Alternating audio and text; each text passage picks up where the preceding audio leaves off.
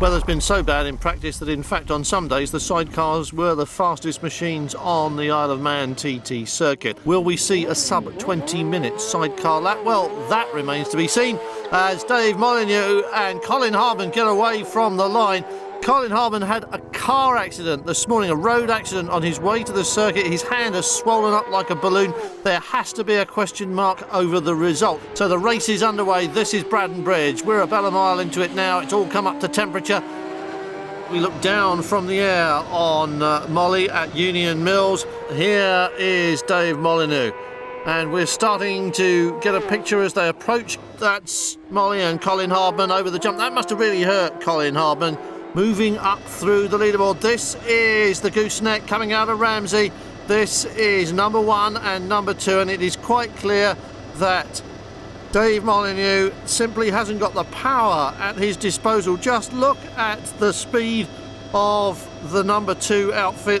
It looks as if it's bedding itself in for a nice long swoop up the mountain, whereas Dave Molyneux looks as though he's already doing all he can.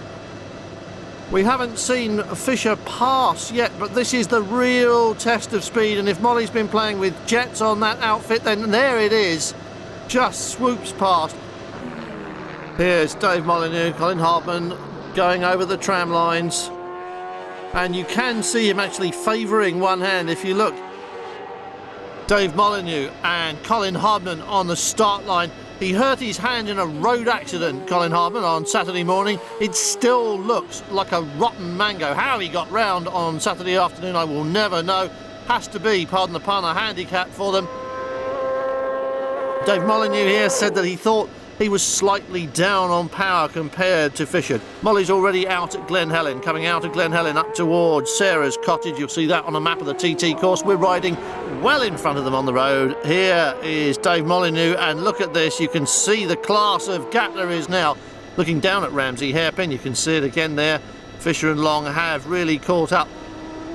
It's Fisher and Long at Ramsey, so we're told, ahead of Molly and Bell. Joint second place, 6 seconds behind this yellow number 2 here as we go past the grandstand for the first time. 37 miles completed, 75 miles still to go. And this pair have been at it all the way through this TT week, and it's happening again. This is the pass. They go under the trees at Glenvine, and Fisher was just sizing up Dave Molyneux for a pass, and there's Molyneux, there's Fisher in front. It's Fisher and Long from Molly, from Bell, from Dixon, from Dongworth, from Hanks. And Dave Molyneux did exactly this on Saturday. He just let Fisher go past and then would not let him go. But you can see, I think, that Colin Hardman's hand is much better, and the pairing is a little bit quicker. Through Ramsey towards the hairpin. And yet another champagne celebration for Rob Fisher and Rick Long. Tremendous double in a tremendous week of TT sidecar racing.